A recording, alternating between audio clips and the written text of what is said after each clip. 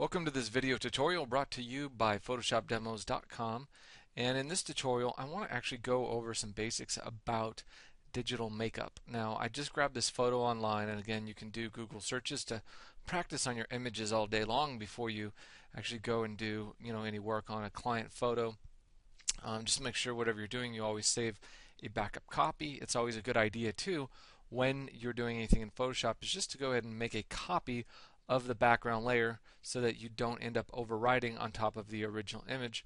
So you could just leave that, that layer locked and then leave that one alone, and we're going to work actually on this background copy. So I'm just going to rename this. I'm going to call it face. And I like this particular image that I found just simply because this girl is not wearing a whole lot of makeup. As you can see, she doesn't have too much eyeshadow on. Even her lips are fairly bland. So what I'm going to do in this first initial phase is I'm going to actually copy this layer once again, and I'm going to do filter, and I'm going to actually blur this out. I'm going to do the Gaussian blur, and I don't want to blur it too much, just a little bit, just like that. And that's just to kind of smooth out some of the skin tones.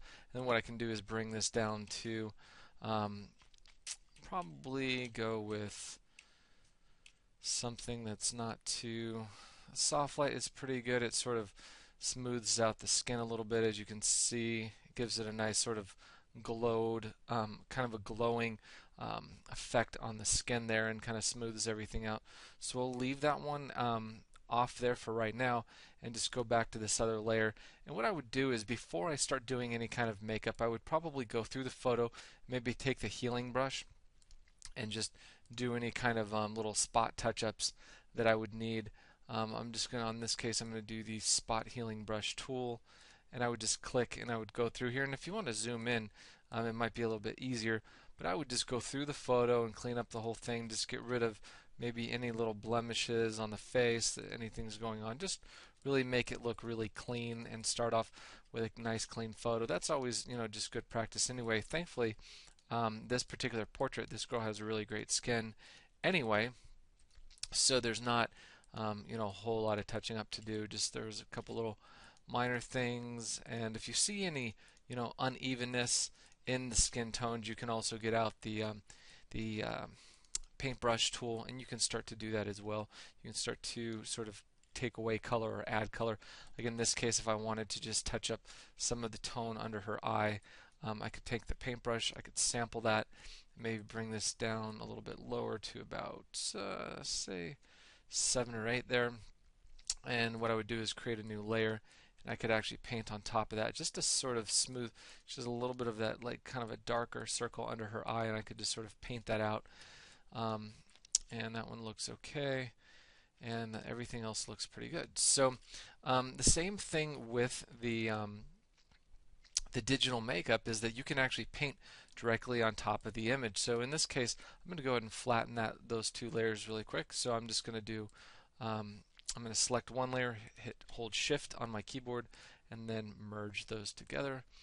And so then I'm going to move over to one of the eyes, and I'm going to just start with some basics here. So what I could do is start picking from my color palette a variety of shades. Now, if you're not familiar, if you're not like really that great with color, let me show you a website that might help you out just a little bit.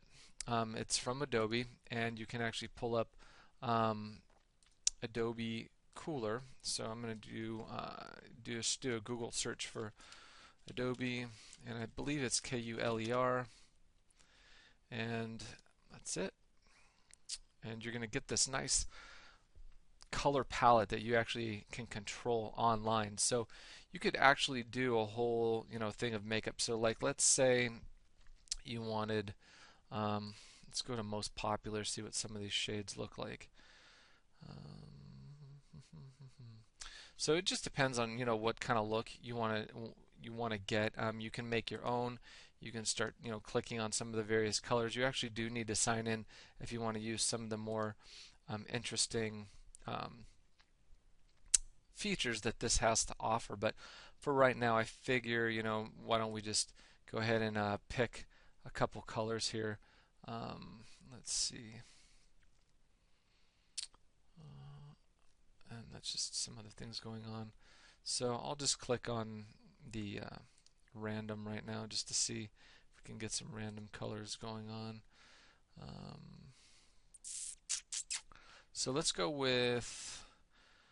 just go with something sort of interesting for right now. So let's go with this one up here. This is a nice, even though it's kind of green, I think it would be more of like an eyeshadow type of color. So what we could do is you have all your colors up here. So if you wanted, you could technically do a screenshot of this particular page, either hit print screen or just simply I use a program called Jing. It's Jing. You can get it at jingproject.com. And basically what that is it lets you do screen captures and different things. So I'm going to capture that image and I'm going to copy that, and then I'm going to go ahead and close that down, go back to Photoshop, and then I could do File, New, and OK, and I'm going to just paste that in. So now I have my color palette. It's all ready to go. So let's say I wanted to start painting in this particular color on the eye. So I could just sample it with my color picker tool.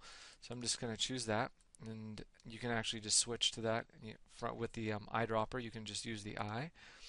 I'm just going to switch to that color, minimize this, go back over to my photo, go over to my paintbrush, and I'm going to create a brand new layer. So you want to make sure you come over to your layer palette. For right now I'm going to hide this because we don't need all that, and I'm going to do new layer. And if you see, I can start painting on top of this, but I have it set the opacity low from the previous effect I was doing. So I could bring this up, and you could see I could start painting directly on top of her eye.